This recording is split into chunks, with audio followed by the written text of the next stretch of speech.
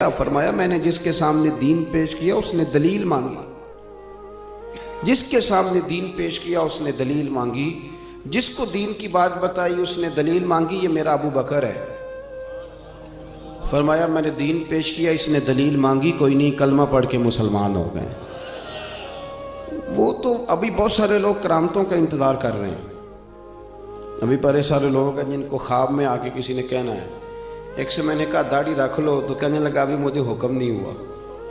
मैंने कहा चलो अल्लाह करे तुम्हें को हुक्म आ जाए। हमने तो वैसे बगैर हुक्म के रख ली है, आपको पता नहीं अब कौन सा अलग से हुक्म आना है जो आपने उस पर अमल करना है बगैर दलील के।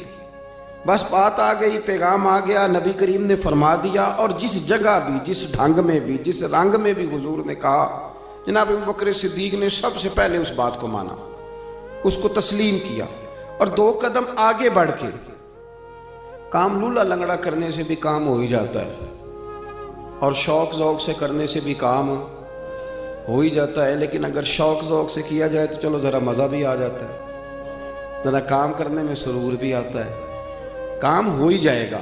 आपसे कहा गया कि चलो महफिल में चलें, ओहो यार तू कहता है तो चला जाता हूँ, काम बड़ा है, मसरूफियत बड़ी है, दोस्तों ने आना था, चले फिर भी गए लेकिन मज़ा नहीं आया।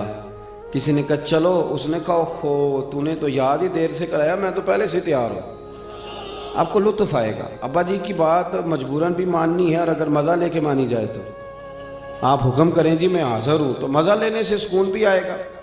हज़रत अबू बकर सिद्दीक लैतो लाल्ला नहीं करते थे। एक तो बगैर दलील के हुजूर का हुक्म मानते थे, फिर लैतो लाल्ला नहीं। नबी करीम सल्लल्लाहु अलैहि वसल्लम ने फरमाया तू मेरे साथ मदीने जाएगा, हिजरत करनी है, तो ऐसा नहीं कि सफ़र करना है तो ओहो मेरे जूते रह गए, मैं अभी बदल के आया, ठहर जाए बस मैं 2 मिनट चाबियां भूल आया हूं, मैं आया, इस तरह नहीं।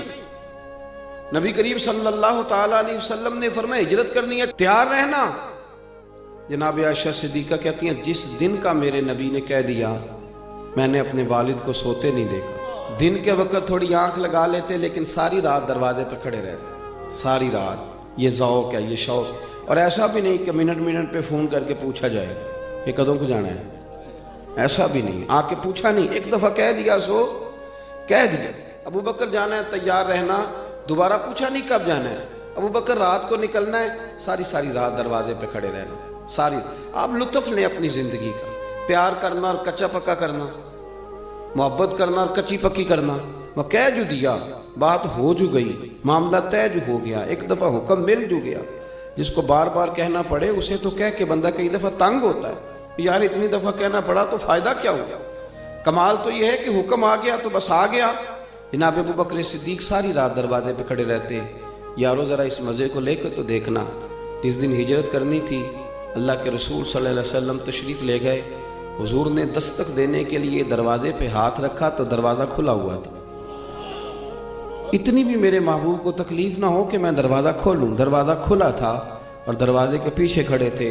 हुजूर भी सारा कुछ ही जानते हैं, पर उम्मत को सबक देने के लिए फरमाया अबू बकर सोए नहीं तो रो पड़े। अर्ज़ की हुजूर जिस दिन हुक्म दिया था उस दिन कभी रात नहीं सोया, खड़ा हूँ बस आपने कहा जो था जाना है, फिर कच्ची पक्की बातें करने का क्या माना। सारी सारी रात खड़े रहे, सारी सारी रात इंतज़ार। और फिर देखो लोग कहते हैं कि साथ रहने से ना मोहब्बत कम हो जाती है, ज़्यादा आने जाने से प्यार वाकई हो जाता है, इसमें शक नहीं। कदर खो देता है हर रोज़ का आना जाना, लेकिन ये भी अंदर का ही मामला है।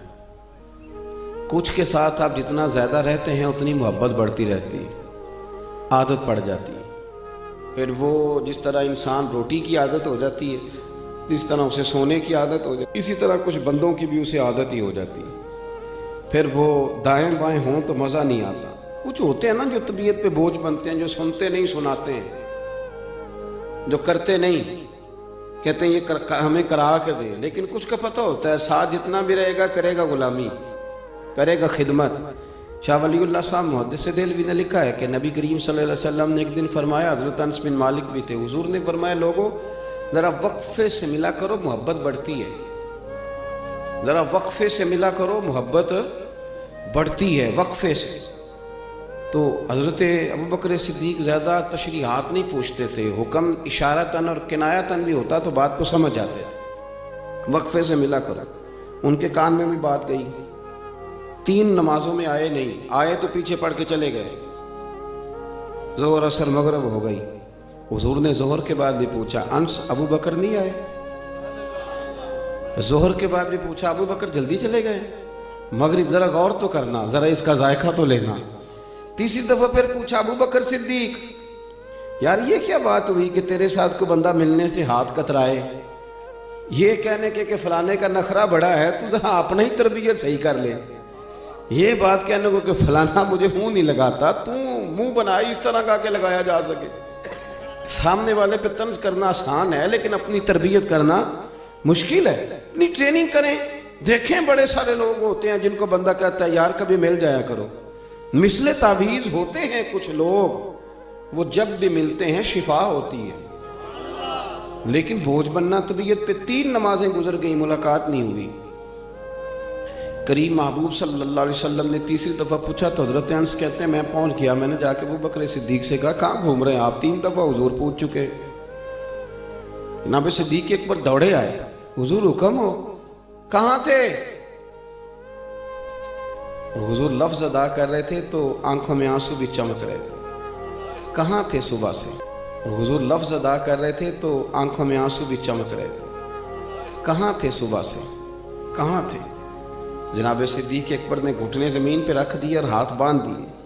अर्ज़ की, या रसूलल्लाह मैं कुर्बान जाऊँ, मेरी क्या जुर्रत है, मैं क्या बताऊँ कि सुबह से मेरा वक्त कितनी मुश्किल में गुजरा है। पर महबूबा वो आप नहीं तो फरमाया था ज़रा वक्फे से मिलो तो मोहब्बत बढ़ती है।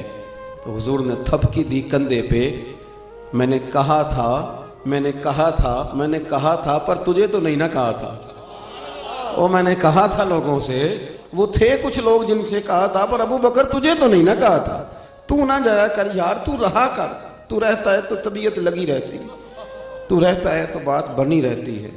तेरा यहाँ रहना करार देता है बाज़ौक़ात। यार इस तरह का वफादार आदमी, इस तरह का रंग, इस तरह का मिजाज। हुजूर फरमाए तू ना जाया कर, तू ना जाया कर, तू रहा कर। मेरे नबी करीम सैयद आलम ने सीधा हाथ पकड़ा हुआ है जनाब अबू बकर सिद्दीक का, और दूसरे हाथ में पकड़ा हुआ है सैयदना फारूक आज़म का हाथ। तो मस्जिद से बाहर निकल के जब आए ना हुजूर, यूं करके जैसे बादलों के बीच से सूरज नहीं कभी निकल के आता, और कभी चांद नहीं अचानक चमकता तो वो छा जाता है। हुजूर मस्जिद से निकले तो सहाबा कहते हैं दिल खुश हो गए हुजूर का चेहरा देख के। और जब हम खुश हो रहे थे ना तो हुजूर ने फरमाया मेरी और इनकी रफाकत को यहाँ तक न समझना।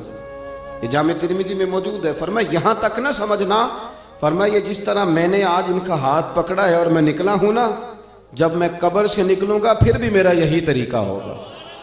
यारो अपनी रूहानी जिंदगी के अंदर इस बात का जरूर ख्याल फरमाएं कि ऐसा तो नहीं कि हमारा मिजाज बोझ बनता है, हमारी तबीयत बोझ बनती है। कुछ बंदे ऐसे होते हैं जिनसे बंदा वो कहते हैं जाना है बिस्मिल्लाह जी जाओ, और कुछ बंदे ऐसे होते हैं जो जाने लगे तो बंदा उनसे कहता है इतनी भी जल्दी क्या है, जरा ठहर जाए, ठहरे जरा, थोड़ा रुक जाओ यार, चले जाना, चल तू मगरब के बाद चले जाए, और यार मेरा दिल तो नहीं कर रहा पर चल तू शाह होकर चला जाए। वो यार आप बात को समझे। कहा हुजूर ने ये रफाकत जो यहाँ है ये यहाँ तक नहीं, बल्कि फरमाया जब मैं कब्र से निकल के महशर के मैदान में आऊँगा तो फिर भी सीधे हाथ में अबू बकर सिद्दीक का ही हाथ होगा।